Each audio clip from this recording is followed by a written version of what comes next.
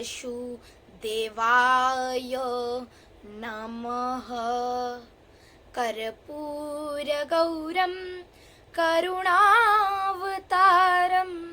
संसारसारं भुजगेन्द्रहारं सदा वसन्तं हृदयारविन्दे भवं भवामि सहितं नमामि। बोल अंधकार हरि बोल। नमस्कार, स्वागत करता हूँ आप सबको मेरे इस YouTube चैनल में द भक्ति टॉप्स विद अर्क ज्योति। यहाँ पे उपस्थित सभी जनों को फिर से मेरा नमस्कार। लीलात्मा, पुण्यात्मा, देवात्मा को भी नमस्कार। मेरे मातृ पितु को प्रणिपात करके, गुरु को प्रणिपात करके आप सभी के साथ मैं आपको दिग्दर्शन दूंगा, धर्म की तरह, ज्ञान की तरह, भाव की तरह, प्रेम की तरह, त्याग की तरह, विश्वास की तरह, जगन्नाथ के तरह। तो उस घड़ी आ गई है जब मैं रथ यात्रा के बारे में बोलूंगा। चंदन यात्रा गया, डोल यात्रा गया, स्नान यात्रा गया, मैं आपको बोल दिया। अभी रथ यात्रा के बारे में आया। मेरे एग्जाम के कारण मैं आप सबको वीडियो नहीं डाल पाया, पर अभी आपको वीडियो जरूर आएगा।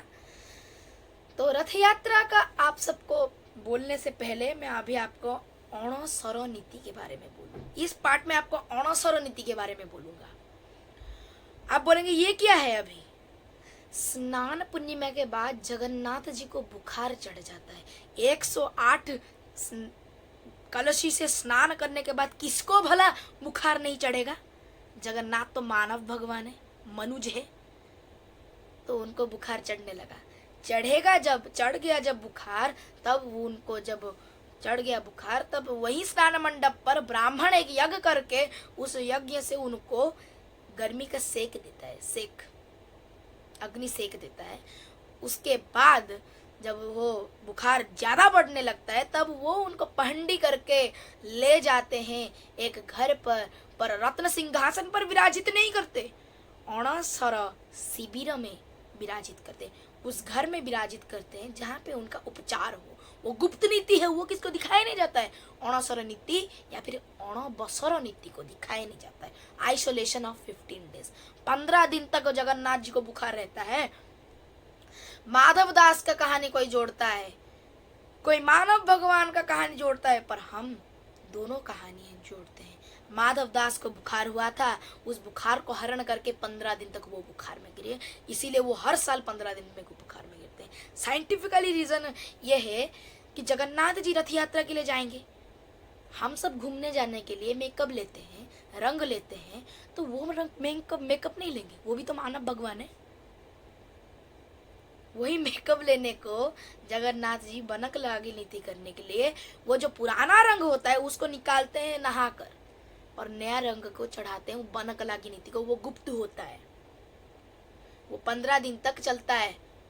और कोई और उनका उपचार भी होता है, बुखार भी चढ़ता है, जिनको हम वैद्य हमारे जो होते हैं वो करते हैं वो उपचार को। इस दिन जगन्नाथ जी दर्शन नहीं देते, चतुर्धा मूर्ति दर्शन नहीं देते, उनके पटचित्र दर्शन देते, साधारण दर्शन बंद रहता है, क्योंकि जगन्नाथ को तो कोई देख नहीं पाएगा। बलभद्र के जी के नहीं दिखाकर उनके पटचित्र यानी वासुदेव, अनंत वासुदेव का दर्शन किया जाता है। सुभद्रा जी भुवनेश्वरी का दर्शन देते हैं, जगन्नाथ जी नारायण रूप में दर्शन देते हैं। और ये चलंती प्रतिमा रामकृष्ण बलभद्र के दर्शन देते हैं, श्रीदेवी भूदेवी देते हैं सुभद्रा के दर्शन, और उसके साथ मदन मोहन दोल गोविंद जो दोल यात्रा में जाते हैं वो दर्शन देते हैं हमारे जगन्नाथ जी। तो ये उनके पास जो प्रसाद होता है वो भी महाप्रसाद होता है। देखिए जगन्नाथ जी के हर चीज के आगे महा और बड़ा ये लगता है। महा यानी प्रसाद, महाप्रसाद, उत्सव, महोत्सव, महोदधि, पर वाक्यरण का ध्यान रखना चाहिए। आप हर चीज में महा नहीं लगा पाएंगे।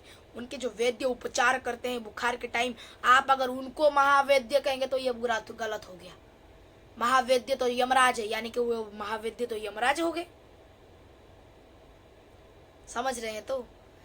तो इसके बाद उनका चकालगी नीति होता है। जगन्नाथ जी रत्न मंडप पर विराजित नहीं होते, दशमी तिथि के दिन चकालगी वेश होता है, यानी मंडप पर विराजित होते हैं,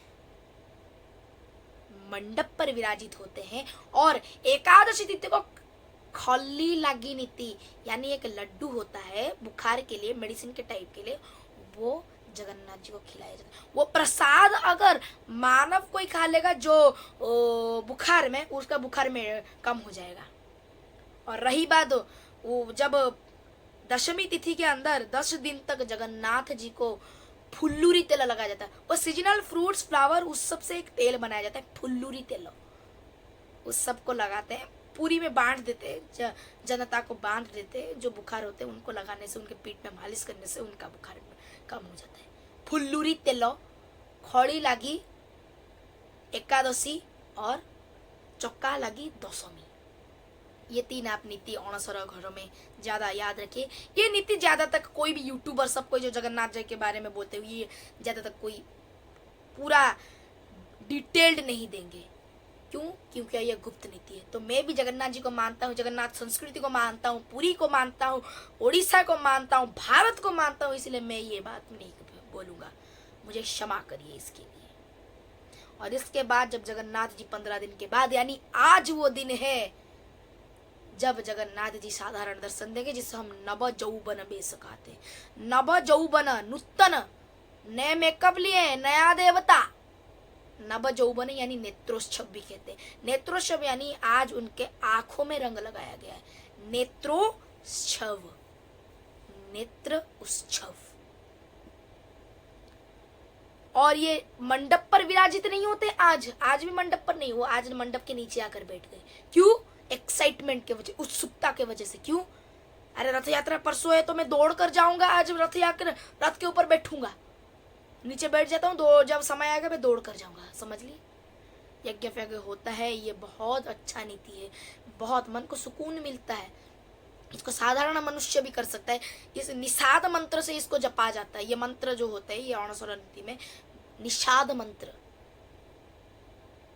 ये नीति बहुत रेयर देखने को मिलता है, कोई देख नहीं पाता है साधारणत्व।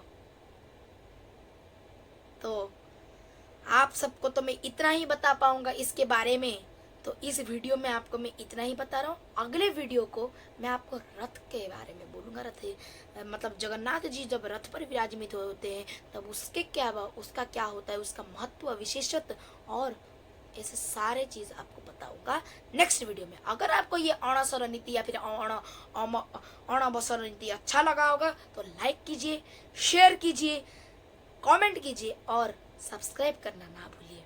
धन्यवाद। जय जगन्नाथ।